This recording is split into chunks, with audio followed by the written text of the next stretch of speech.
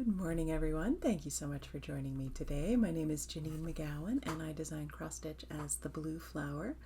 I'm here in lovely, toasty, warm northern Nevada, and this might be a quick video because I still need to get some yard work done before it gets too very hot. So we're jumping right in with stitching in action. Just one this week, and Deborah has stitched In Praise of Pollinators. Great job, Deborah. Great framing, and I love the fabric, so absolutely well done. Thank you so much for sharing that. As always, if you've stitched a blue flower design, I'd love to see it and share it here and on the website. And if you're looking for inspiration about what other stitchers have done with some of the patterns, feel free to check out the website and get inspired on the Stitching in Action page. On to what I'm stitching. I'm still working on the Cosford Cicadas song.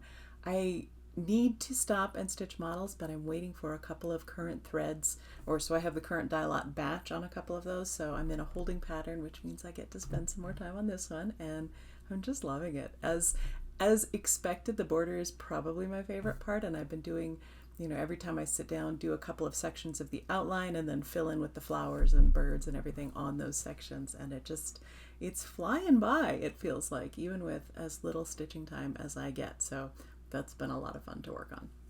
On to Stash Spotlight. I got this set of threads from Valdani, and this is called their Forest Floor set. It's going to be a little bit hard to see, but I'm just giving you an idea. Yeah, I don't have something good to show you the background.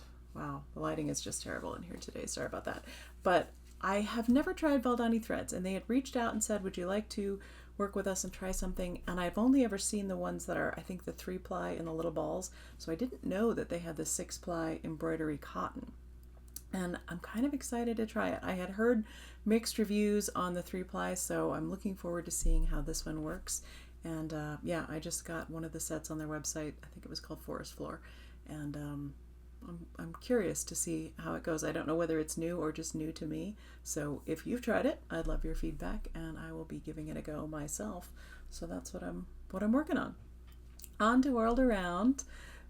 There are a lot of us in the Northern Hemisphere who are getting some hot weather right now, and I know that what counts as hot weather varies wildly depending on where you are. Here, obviously, we don't have a lot of humidity, and we're about to break 100 for the first time, I think, this summer. So we're going to have a couple of warm days. I don't know about you, but the heat makes me grumpy. I don't like it. And I just want to be inside and have nothing touch me and no one come near. But so I thought I'd pick something appropriate. I chose a desert plant and also one that is prickly. So this time it is the prickly pear cactus. They're fairly common in Nevada. They like the desert habitat. They like the gravel. They don't mind the heat at all. There are lots of varieties, although they seem to originate in central Mexico most likely. One source said that the first cactus that came back to Europe was a prickly pear that Christopher Columbus brought back and presented to Queen Isabella of Spain. So I don't know if that's true. Spanish settlers moving upwards from Mexico often brought the cactus to California. It was planted around missions very commonly and is sometimes called the mission cactus.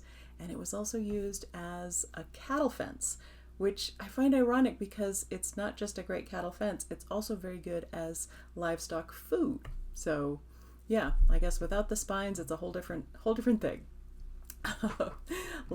Because it's a cactus, it doesn't have leaves. It has those large pear-shaped flats, which are the stems, and then the spines that grow out of it. Those pears grow every year, or I guess pears, they're pads, they're called. Every year when the rain starts, a pad will grow. As soon as the rain stops, that's it, that one's done. And then the next rainy season, a new pad will grow, and that's why they end up looking like they've got all of these clumps stuck together. They have a bright flower that can produce a large edible fruit, which is called a tuna. I don't know why, but it can be used pretty much like any fruit, made into jam, wine, candy, syrup, what have you. The primary food, I think, is the new pads called nopales, which are eaten. You take off the spines and you can use them a lot of ways. I haven't eaten them, but my husband loves them. His best friend's mom used to make them, and he thought those were grand. And I've never tried it, but you can get them at the store here. I need to look up some recipes. I've been told they are a little bit of the consistency of something between okra and green beans, depending on how you're preparing them. But they have great vitamin C and antioxidants in them. They're used because of their antiviral and anti-inflammatory properties, and used to treat diabetes and high cholesterol. So all in all, a good food. They have been used for dye because of the flowers, but it is not, in fact, the flowers that produce the color. They are a good habitat for the cochineal bugs, I don't know if I'm saying that right, but that produce a beautiful red dye. And so apparently the cacti were taken all over the world to be grown, and which is why they grow now all over the world. But the bugs didn't always survive. So you've got this beautiful cactus that you brought to make this treasured dye, and didn't bring the bugs along with it. But I guess if you see one out in the wild and the flower has little white crusty residue on it, that means that it is a good habitat for those bugs, and you might be able to get some dye from it if you wanted to. It has quite a few varieties, ranging from ones that are quite small to ones that can be up to 16 feet high, and they can live for up to 20 years depending on the variety. Pack rats and I think other similar animals will use them as a habitat also. They'll put their burrow down at the base for protection, and so they have this spiny plant guarding their entrance. And despite being very good with heat, they're also extremely temperature resistant. They can handle temperatures down to 30 degrees below zero, and that's Fahrenheit, which I think is about 34 Celsius, which means they can even grow in parts of Canada. So if you're feeling hot and prickly today, you can just take inspiration from the prickly pear and be revered and resilient as well. So that's the world around. Question last video, would you be interested in another Biscornu class for Jingle Ball? Thank you so much for your comments, and I think I am going to have 2 Jingle Ball classes this year. I'm on track. I've got both models, so one a Biscornu and one something fun yet to be revealed. So that's the plan. Question this video, what's your favorite way to beat the heat wherever you are, and potentially the allergies that some of us are getting right now? I don't know. I don't have any good things other than to stay inside and drink a lot of ice water.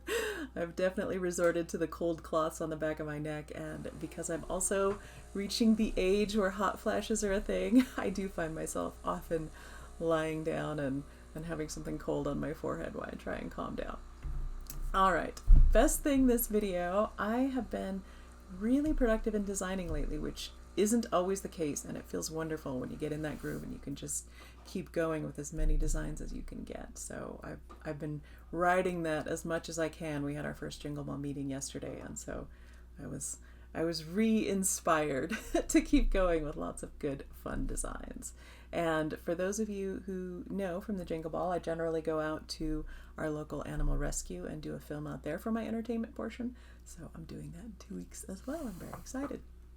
All right, best thing this video, oh, I just did that. I'm gonna have to either edit this out or deal with, just call it menopause fog. We're going with that. All right, giveaway. Last video was this beautiful flowered project bag. I love it. Despite the bad light, you can still kind of see what it is. Lots of great comments. The winner of this is, I'm gonna say it right, Zandy Ziegler 2297. So drop me an email, send me your mailing address, and I will get that in the mail for you. Now, giveaway this video is something appropriately seasonal. I tend to have mixed feelings about the 4th of July, and I certainly have negative feelings about fireworks because of the dogs and other considerations, but I thought this would be an appropriate time to give away these beautiful Lady Liberty scissors from the Scissorist. These are very high quality scissors, and I'm hoping that someone will really love them because they should last for years and years. So if you use the word lady in your comments, I will pick a winner in the next video, and you can enjoy those no matter the season. That's it for me. Like I said, I'm flying through today so that I can get done and retreat to my cooler area of the house. But I hope you have a lovely weekend. I really appreciate your sharing your time with me. We've got a puppy video at the end, and I look forward to chatting with you again in 2 weeks.